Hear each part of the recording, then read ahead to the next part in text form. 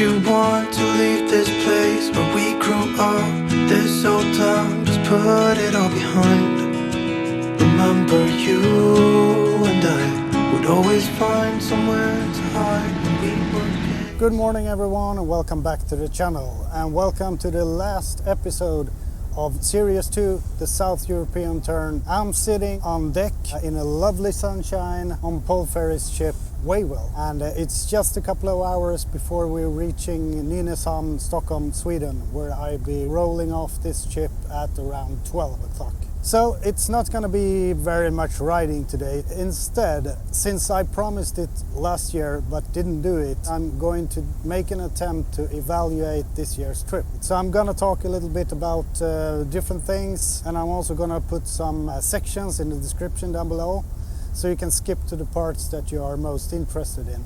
So, what a trip. It lasted around 21 days, so 3 weeks, through 13 different countries, mainly the Balkans, which was the main course for this trip. And I had a really good time, and I had some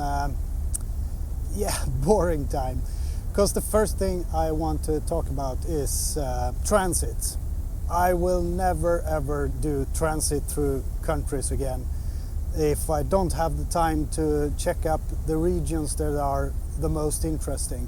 Because doing these transits through Bulgaria, Romania, Hungary, Slovakia and Poland, through open farmlands, windy highways, and it's just pointless. It doesn't add anything, it's just a cost and it's energy draining. So no more transits. I would try to avoid them. Second thing I need to talk about is the bike. I've got a 244 kilo BMW R1200GS bike, which is quite heavy, but it's very, very well balanced, and I actually realized that I can do pretty difficult roads with this bike, hence the weight. For example, the first one that was really tricky was in Bosnia, when I ended up in a village up in the mountains, and I had to get down from there. So I just started riding, and the road just became worse and worse for every kilometer I go. And I realized that there is no way I can turn around here. I need to go just up at the top and then try to get down again. And it worked. It was a good thing that downhill wasn't that bad as uphill, because that would have been a nightmare. I was a bit shattered after that trip. It was quite an ordeal, because I have never ridden that kind of roads with this heavy bike before, plus luggage and me. So I think I'm well over 300 kilos on that bike. So I'm really proud of that, actually. And also the other roads with the mud, with the gravel, with some other messy things. I'm actually really impressed with this bike, that it performs that well. Which leads me to the second part of the actual bike, the tires. I ride Metzeler Karoo 4, which is supposed to be a 50-50 tire, and I've been riding along, maybe 60-50, 60-40, I can't count. Anyway, they are phenomenal. Perfect grip on gravel, perfect grip on tarmac, on paved. In the mud, it worked pretty well in the mud and on grass as well. So I'm really impressed with the tires. So Metzeler Karoo 4 is a really good tire, for me anyway, and the purposes I am using it for. What's more? Riding gear. I did the same thing this year as I did last year. Which means that I have Richa, I don't know how you pronounce it. They're Cool Summer pants, which are mesh panels all over the place. And I have the Knox Urbanpro jacket, which is also mesh. And I also this year had Knox Urbanpro gloves. And my Alpinestars Toucan riding boots. And it's just perfect. I've been riding in 30 degrees heat, up to 34 degrees heat, and it has been hot. but with a closed jacket with only vents, I wouldn't make it because I am really sensitive to high temperature, so it's really good. As undergarments, if it gets a little bit chillier, I have a bamboo undergarment set, which is really fine because it's worked well in the heat. It's also working well when it's cold. I had a shell jacket, combined rain jacket on top if it was starting to rain. Fortunately, it was just raining like 3 days, I think. And it leaked a little bit, but hey, it's okay. If you're not riding in countries and regions that are known to be rainy as hell, it's really all right, because if you get a little bit wet and the sun starts shining, yeah, you know, you will dry up in a second. Just wanted to say a few words about the helmet. I ride a Nexx X Ved 2 VAAL carbon version, and I'm really happy with that. It's lightweight, well made, and has good functions, and it also has a very fast and easy push and turn mechanism for removing and attaching the peak and the visor on the go. So I'm really happy with that gear. So luggage wise, I still do the soft luggage. I'm having the Kriega 40 liters, I think, and Kriega 30. And then I put the tarp on top and some straps, and you've seen it. It looks like shit, but it's working. And this year it was much more easier to handle it than it was last year. Mainly, I think it's because I'm a little bit more used to it, and it's actually quite light on the bike. And it's not particularly heavy. And also I got the SV Motec tank bag suitable for the GS. And the tank bag is a lifesaver, especially with that tank ring. It's a magnetic lock tank ring, so you can just easily pull it off and put it back on without any straps or things like that. It's a really good choice to have a tank bag that you can put all the important stuff in front of you. Easy to handle, easy to get into whenever needed. So I wouldn't skip that for the world. For safety reasons, I got the Garmin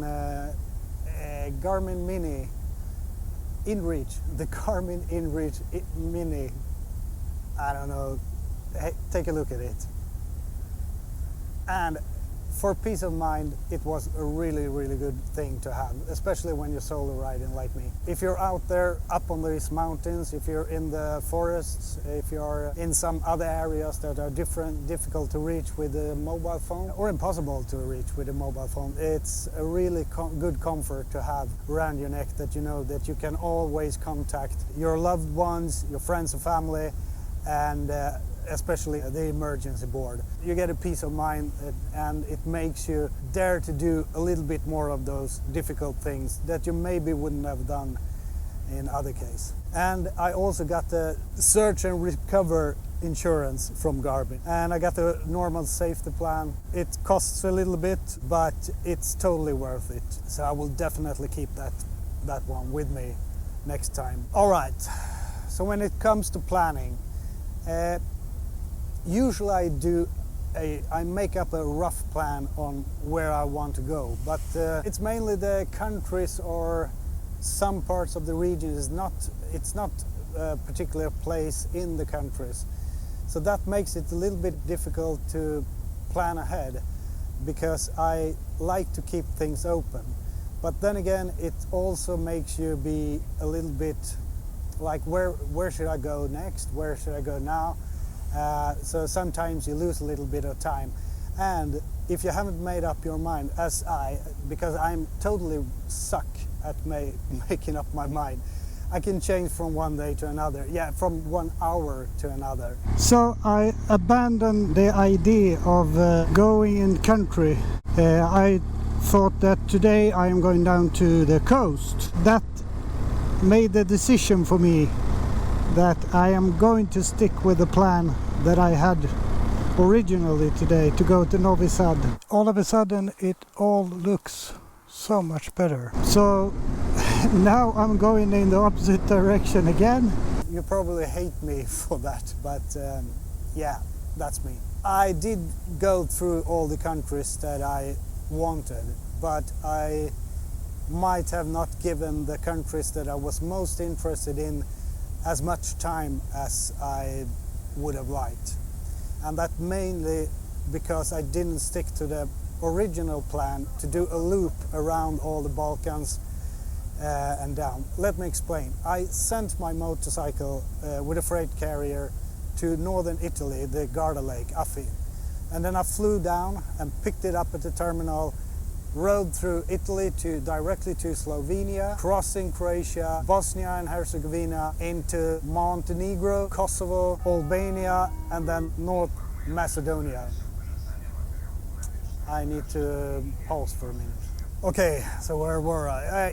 Into North Macedonia, and in the first part I talked about that transit through those countries. And my original plan was actually to ride all these countries, but when I came down to North Macedonia, I was supposed to go into Greece and then either the Adriatic coast up through all those countries and then back to Affi to ship my bike home and fly myself home. Now, for some reason, I thought that it would be unnecessary to backtrack through all those countries that I've already been to. I also had the alternative to take the ferry from Albania over to the southern part of Italy and ride all Italy up to Affi and ship my bike home, fly myself home. Now, I didn't do that as well, which was actually a big mistake in hindsight, because it would have been a much better trip. I don't know why I got the idea to go through all those countries. So, conclusion, the original plan with the loop should have been a better idea than to do all these transits. I already talked about that. So, all right, so the last part I want to talk a little bit about is the practical stuff, the eating, sleeping, all of that. I think that I'm really happy with this way of traveling, that not to book any hotels beforehand, because it makes you feel as free as you can. I will use a little bit of a different method next time, because I kind of get stuck on booking.com, and it makes you a little bit stressed to see that only one room left, and then when you get there they have like 8 rooms left, so it's a little bit of a, I don't know, yeah. Anyway, it's a good place to check up some places to stay if you don't have a clue, and if you want to be on the safe side, you can book, of course, and I am doing so myself sometimes. I think that if you go to an area where booking.com or hotels.com or Agoda or Trivago or every of those booking sites says there is no places to stay here, and you go there and you ask around, there are places to stay there. So you shouldn't be too worried about getting accommodation. Eating, it's not much to say. It's just easy. So when it comes to filming and editing on the go, you probably know by now that I am not editing my videos on the go, because I don't have the means, I don't have the time, I don't have the energy to do so. I am concentrating on filming and putting all the video over to an external hard drive and then start editing when I get home. Now, this year I had an iPad and a dock thing to transfer all the media from the SD card over to an external hard drive. And it worked fine, but it feels a little bit sketchy with the iPad. A computer is obviously the best choice, but it's also much more bulky and much more heavy, and it's a little bit more fragile. So I decided not to take a computer with me this year. So when it comes to performing in front of the camera, yeah, you've seen me, you heard me. I still have got a little bit of a problem to find the words when I'm riding, because I'm concentrating on the road. So it gets a little bit like, yeah, I need to be a lot better at that. And I think this year I was able to film a little bit more of the interaction with people, which I'm really glad for, because that enhances the videos a lot. And I should be a little bit more brave next time, because I found that people are generally happy about being filmed if you tell them. I have to figure out how to, present the camera to them in a good way, so that they can feel that it's natural for them to have a camera filming them when I'm talking to them. Now I'm doing a little bit of a sneak filming. I think you have noticed. I think everyone does, and it's in public spaces. It's okay, but I think that I should interact a little bit more with people and film a little bit more of that sort of thing, because it's really interesting to talk to people, and it's really interesting to watch it as well. It's not just roads. And even if this is a moto vlog that is concentrating on the motorcycle riding, of course I am sure that you like to see some other stuff as well. Last but not least, thank you for watching, thank you for following me. I hope you get something out of it. I hope you enjoyed the rides. I enjoyed my little mistakes, my little hiccups. I certainly did, and I'm gonna wrap this thing up for this time. It's only a short ride, as I said, from Nynäshamn back to my home. I'm gonna film a little bit of it and my arrival to Stockholm, but that's it. Please subscribe down below, leave a comment or 2 or 10, and join me in the next series. On to the next.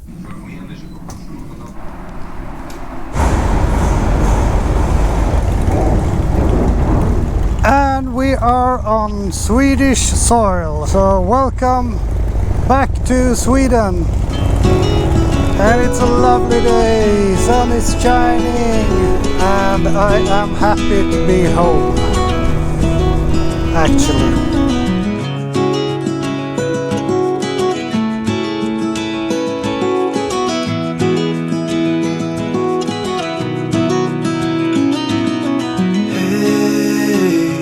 Heard you want to leave this place where we grew up. This old town, just put it all behind.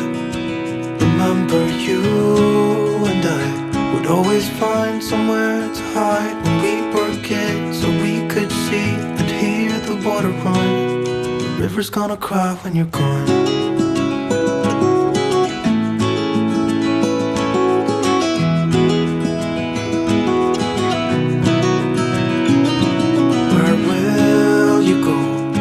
You miss the ones you know. I'll be here, hanging on, waiting for your call. Seems like time as a wave passing by, leave a mark in our minds that turn to memories. The river's gonna cry when you're gone, gone, gone, gone. The river's gonna cry when you're gone, gone, gone, gone. The river's gonna cry when you're gone, gone, gone, gone. The river's gonna cry when you're I am on my street. I'm finally home from all the way from North Macedonia through all of Europe.